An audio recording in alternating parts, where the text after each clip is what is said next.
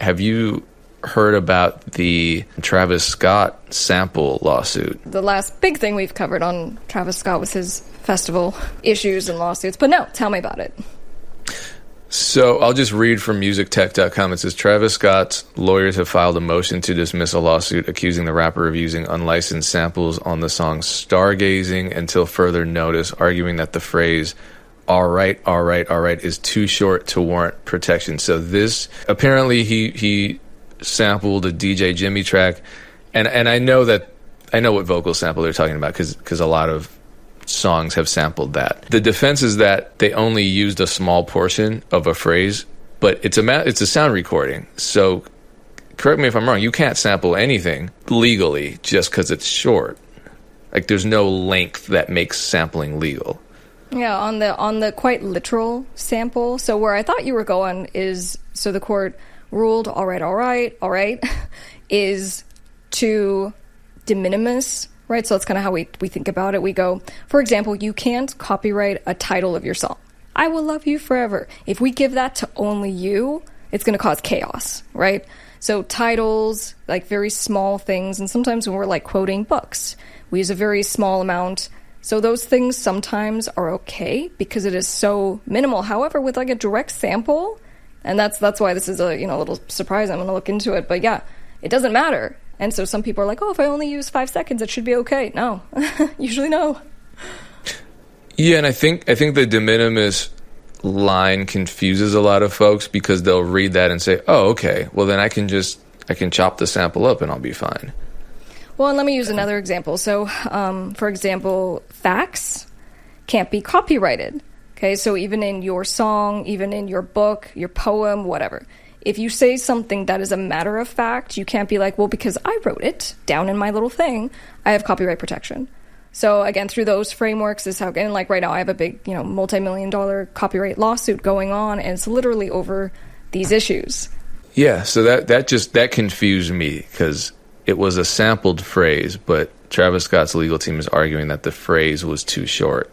And you said the outcome is that it was dismissed?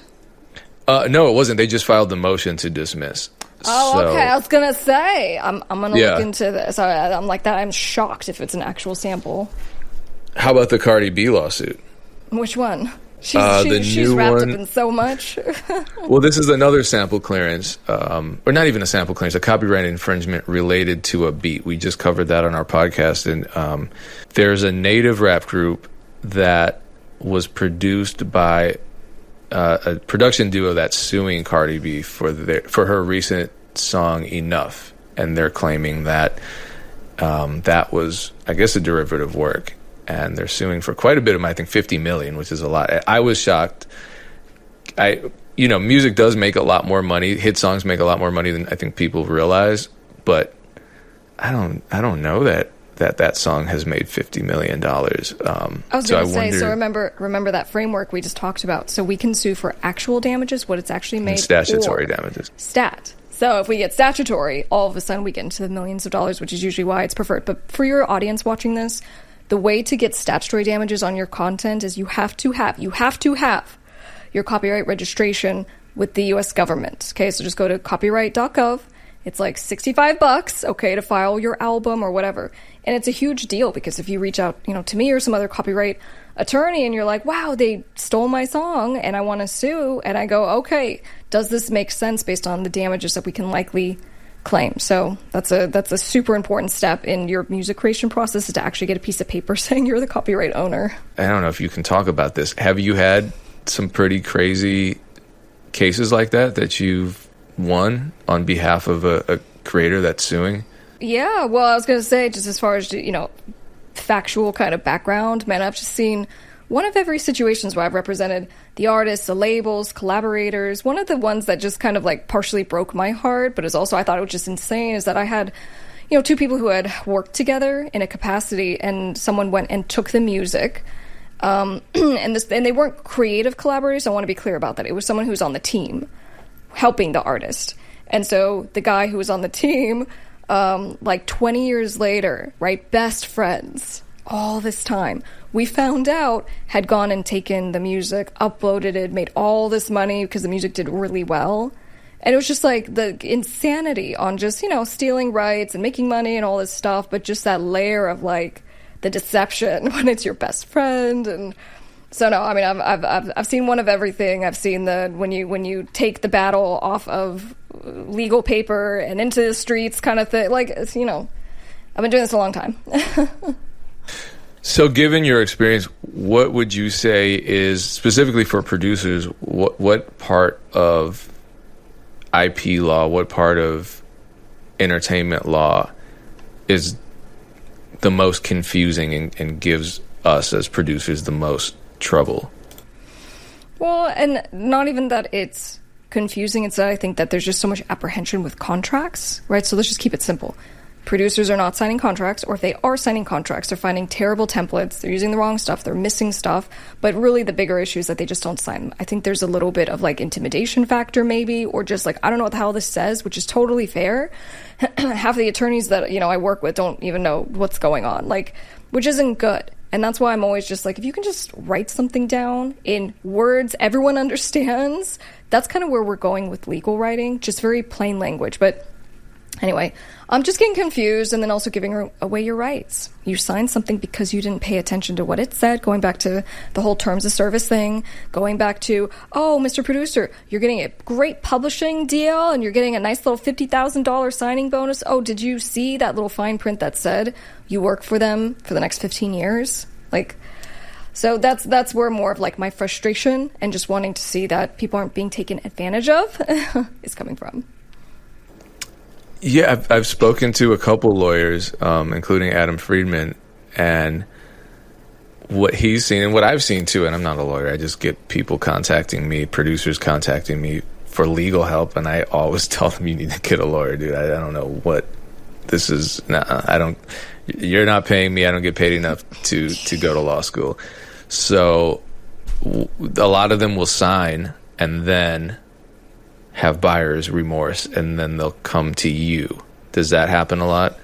Yeah, great question. The answer is yes. Look, it's not as much as, not as many people as I'd like, as far as the ones who come to us with the contract saying, hey, I'm going to sign this. What do you think?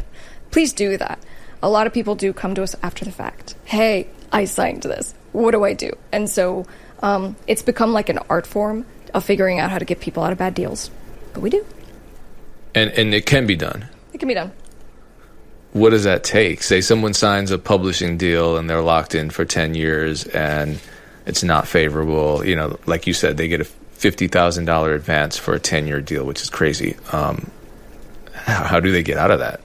Yeah, I mean, look, there's a long list of things that we can go at. So, for example, sometimes the contract is with a company that never actually existed because someone didn't set up the company properly. And they're like, we're DJ Payne Records.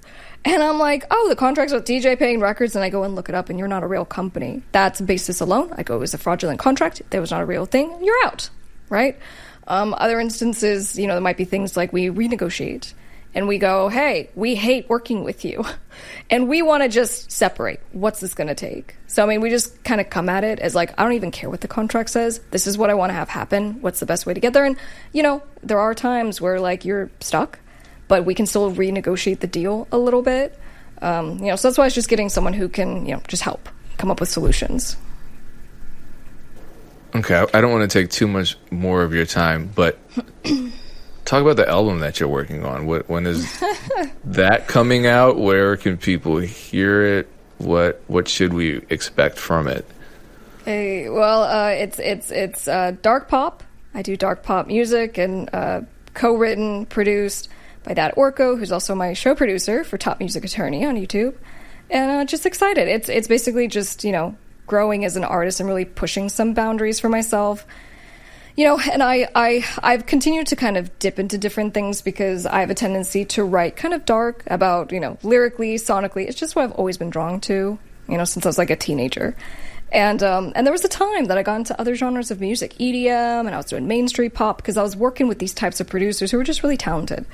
And so we were trying stuff. And so I ended up kind of getting away from what I wanted to do.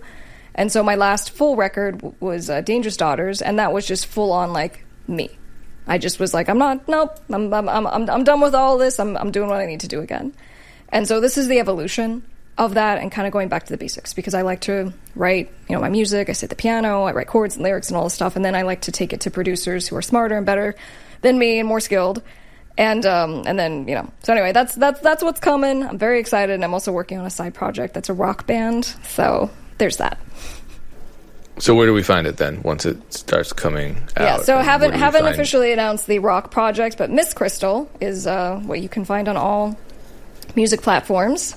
And and here's the thing. I say this to everyone else, and I'm like, have your different brands. Your marketing is so important. And so what I do as a creator is under Miss Krystal. So it's Miss Krystal Live on all social media platforms. And then Top Music Attorney is really my service of the music education piece. So if anyone wants to learn and they don't really care about dark pop, that's cool. Just follow Top Music Attorney and you can get some help. Okay, great. And then you're going to continue posting and live streaming. Are you on a schedule, a streaming schedule? Yeah, so we do the show every Wednesday, and it's live specifically because, we have a big firm and we have a ton of cases and stuff like that, but not everyone can afford an attorney. So it's very important to me that I'm available once a week. So I do the show live, people can ask their questions, and so we have segments in between where we answer everyone's questions.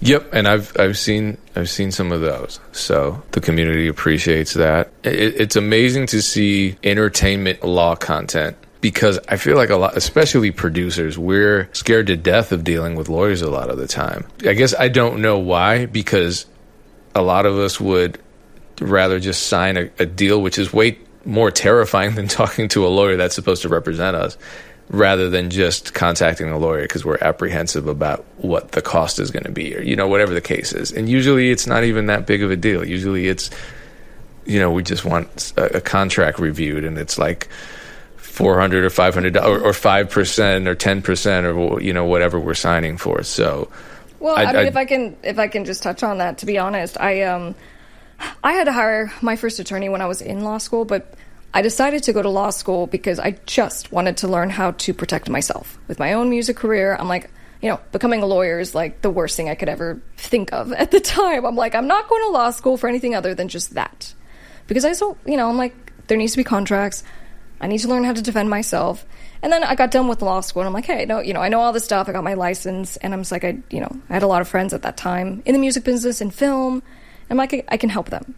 And so kind of overcoming, there's the fear factor, I think, in every direction of what it takes to really do this real life, And it's not just the lawyer. I understand that, but it's just taking action of, I need to do something to protect myself. And then it's like, I need to now go make social media content. And there's just as much fear with that to then post it and then get your music out. So it's more of just overcoming that fear all around to do what you need to do to move your music career along.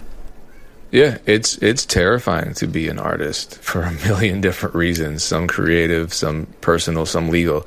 So again, appreciate you doing that. Miss Krystal on all platforms, and then Top Music Attorney on YouTube. The former is for the music, the latter is for the entertainment law. So thank you so much. Thank you.